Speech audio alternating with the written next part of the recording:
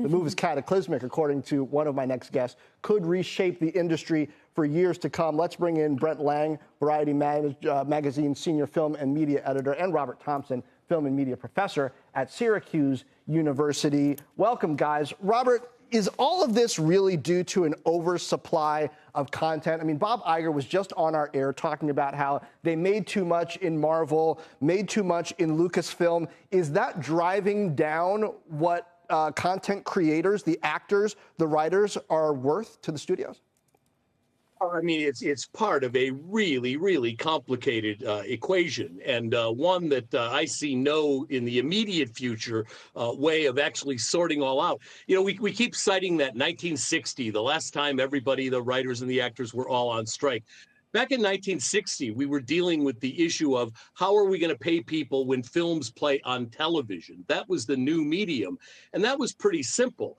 We're now moving into a period where all of the entire industry that actors and writers and everybody else has been working with is changing on such fundamental levels, from the means of distribution to the number of episodes to all of this kind of thing, that all of that is going to have to be kind of built from the ground up. Now, certainly the idea of all this spending in to compete to get as many subscribers as possible in the streaming wars in its early years has certainly messed up some of the math, but there is an awful lot to be sorted out here, more than I think in any other negotiations that people in these industries have done in the industry's history.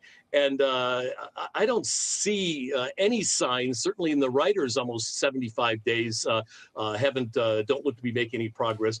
This is a huge job. Brent, why do you think that this is cataclysmic here for the industry? And do you agree with Robert that the timing of this is potentially also very troublesome?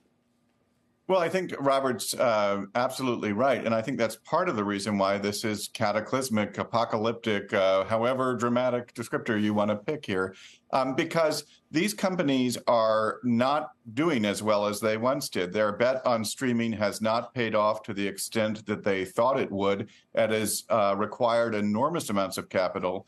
It has required them to take on an enormous amount of debt. And I think that they do not have the financial wherewithal to be as generous as maybe the actors and the writers would like them to be. So they are not, as strong as they were just a few years ago. And as Robert alluded to, the issues here are really Byzantine. Like, how do you reimagine a model? How do you make sure that people are fairly compensated for their work in a business and an entertainment ecosystem that looks completely different than it did nearly a decade ago? But Robert, didn't Hollywood, the powers that be, the media companies, create this problem by flooding the zone with content and by spending tons of money on it? I mean, if they were to just pull back and make less, then maybe you wouldn't end up with this issue. I was just reading in the New Yorker this story about how the Orange is the New Black actors, their residuals are terrible. And I can't help but think that's probably because instead of watching reruns of Orange is the New Black like we used to back in the 80s and 90s, now the industry is pumping out something new every single week, much of it of questionable quality. Okay, you made about 5 points there, all of which go into this complicated sort of mess. Yes, money used to be made. You'd make a show, it'd become a hit, it would go into syndication, and a few people would make wheelbarrows load full of cash. Your point about how didn't they bring this on themselves? You know, I used to think when I was a young student of the media of film and television that these big executives, these Hollywood moguls, these people whose biographies I would read, really knew what they were doing.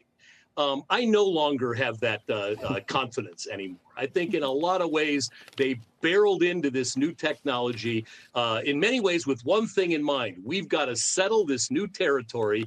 We've got to get as many streaming subscribers as we can, as quickly as we can, until the frontier is cleared, and we'll worry about the consequences of that later. Well, the consequences have, of course, come. You're right about one of the ways you just keep getting more and more material, and you don't have to watch old episodes of I Love Lucy anymore like we used to. So all of that stuff goes into this. And it gets even further. There's so much inventory that in many ways, some of these streamers can wait this out, because I could watch stuff on Netflix from now until the day I die and never watch anything that I'd already seen before. There's this weird sense that if this strike goes on for a long time, Netflix, Prime, the rest of these, they can become the equivalent of TV Land or Turner Classic Movies, just showing all this stuff that they've already got.